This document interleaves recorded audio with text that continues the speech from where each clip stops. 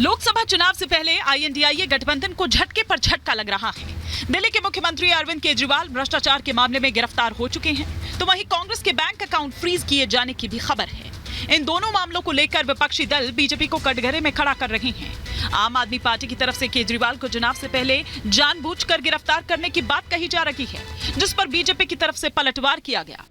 जो company money laundering कर रही है या जो आदमी मनी लॉन्ड्रिंग कर रहा है, आपकी ईडी उसको छापा मार रही है, आपकी ईडी उसको गिरफ्तार कर रही है, वो कंपनी आपको चंदा दे रही है।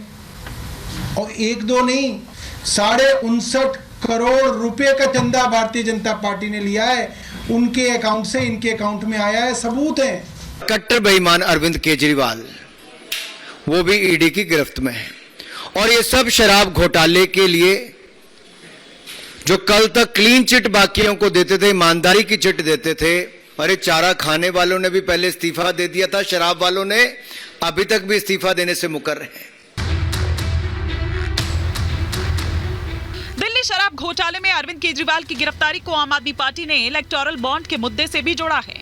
आम आदमी पार्टी नेताओं का कहना है कि जिस शख्स की गवाही पर केजरीवाल को गिरफ्तार किया गया है, उसने अपनी कंपनी के जरिए बीजेपी को करोड़ों का चंदा दिया, जिसके बाद उसे जमानत दे दी गई। आज ये मनी ट्रेल पूरे देश के सामने आ गई है कि शरद चंद्र रेड्डी और अरबिंदो फार्मा का मालिक, एपीएल हेल्थ केयर का मालिक, यूजिया फार्मा का मालिक, शराब का कारोबारी, उसने 4.5 करोड़ रुपए के इलेक्टोरल बॉन्ड्स दिए एक्साइज पॉलिसी के बनने के दौरान भारतीय जनता पार्टी को। लोकसभा चुनाव से पहले कांग्रेस की तरफ से लगातार उनका अकाउंट फ्रीज किए जाने का मुद्दा उठाया जा रहा है, जिस पर बीजेपी की तरफ से जवाब आया। बीजेपी का कहना है कि कांग्रेस का अकाउंट फ्रीज नहीं किया गया है, बल्कि कांग्रेस की तरफ से आईटी नियमों का उल्लंघन किया गया, जिस पर आईटी ने पेनल्टी लगा दी। कांग्रेस उस पेनल्टी की रकम भरकर अपना अकाउंट यूज कर सकती है। आखिरकार ऐसा क्या हुआ कि कांग्रेस पार्टी के साथ जो कोट अनकोट फ्रीज अकाउंट वाली व्यवस्था हुई, कांग्रेस पार्टी के अकाउंट के ऊपर आघात क्यों हुआ?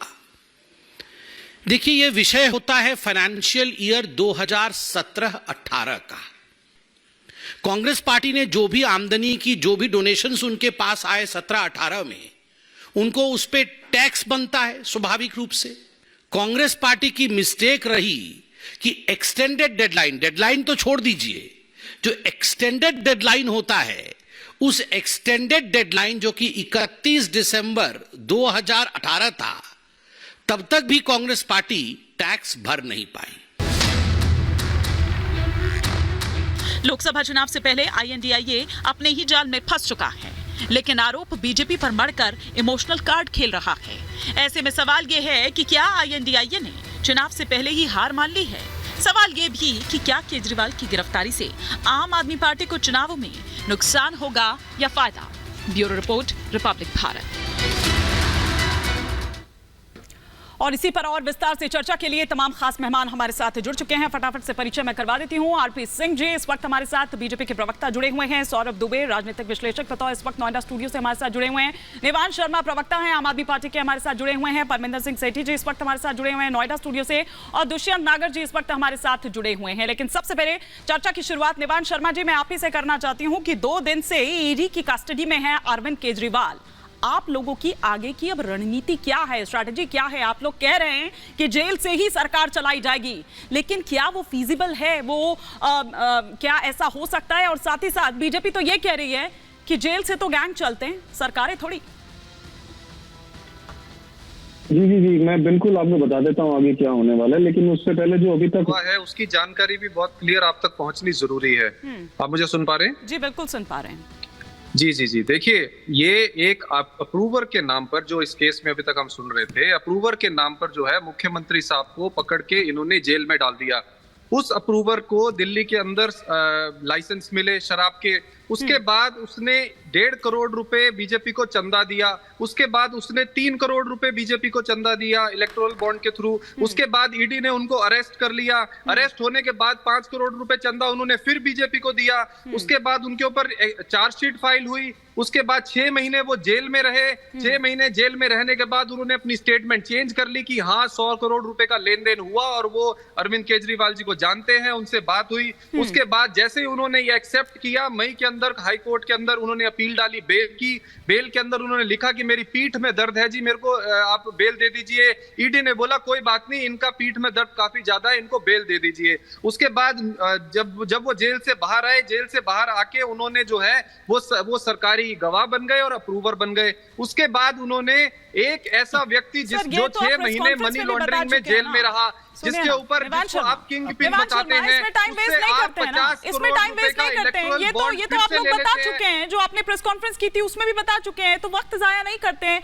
मुद्दे पर रहते हैं, पॉइंट पर रहते हैं। मैंने जो सवाल आपसे पूछा था उसका जवाब दे दीजिए। करने वाली बात है, फिर आपकी बात पर वक्त जाया नहीं हो रहा, ये इंपॉर्टेंट बात है। एक आदमी 2 बार अप्रूवर कैसे बन सकता है, ये बता दीजिए। एक ऐसा व्यक्ति कितने पढ़े लिखे हैं आप, ये बता दीजिए कि एक आदमी 2 बार अप्रूवर कैसे बन सकता है। आपने भी कहा कि वो अप्रूवर बना तो उसने चंदा दिया, फिर उसकी बेल हो गई, फिर अप्रूवर बना, 2 बार अप्रूवर कैसे बन सकता है। एक एक कर छोटी बात है। हाँ नहीं, निवांश शर्मा जी, जो बात आप लोग प्रेस कॉन्फ्रेंस के जरिए कह रहे हैं, जो बात आप लोग यहाँ डिबेट में आके कह रहे हैं, आपके 3 वकील थे वहां पर दलील दे रहे थे, तब क्यों नहीं आपने उन बातों पर ये बात रखी जब ईडी इतना मजबूती से अपना पक्ष रख रही थी वहां पर? हम हाथ जोड़ के सुप्रीम कोर्ट का धन्यवाद करते हैं जिन्होंने एसबीआई को बोलकर ये लिस्ट डलवाई। नहीं तो कभी पता ही ना लगता कि ये जो मेन अप्रूवर हैं इनका भी चंदा बीजेपी में गया हुआ है। निवांश शर्मा जी, आप सवाल सुनेंगे लेकिन उसको डक मार जाएंगे, आप उस पर जवाब नहीं देंगे, आप उस पर जवाब नहीं देंगे। ठीक है सरदार आरपी सिंह जी, आप इस पर जवाब दे दीजिए। वो टाइमिंग को लेकर भी सवाल उठा रहे हैं और ठीक है निवांश शर्मा जी, अब आपकी बात का जवाब ले लेती हूँ। ठीक, पासा पलट दिया उन्होंने, ठीक है, ठीक, वो उल्टा आप पर आरोप लगा रहे हैं हफ्ता वसूली का। बीजेपी में ईडी कब जाएगी, बीजेपी के बड़े नेता जेल में कब? ठीक है निवांश शर्मा जी, जवाब ले लेती हूँ Sardar RP Singh ji. Proceeds of crime मिल गया, बीजेपी के दफ्तर में ईडी कब जाएगी, नेता कब गिरफ्तार होंगे? ठीक है हमारे देश में क्या केवल ऑपोजिशन जवाब दीजिए, वो काफी गंभीर।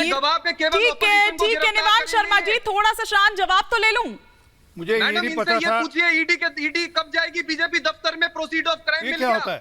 अरे बात करो यार, घोटाले में 60 करोड़ रुपए। निवांश शर्मा जी, जवाब तो लेंगे ना, अगर सवाल पूछ रहे हैं तो आरोप लगा रहे हैं तो पूछ लीजिए, इनसे पूछ लीजिए।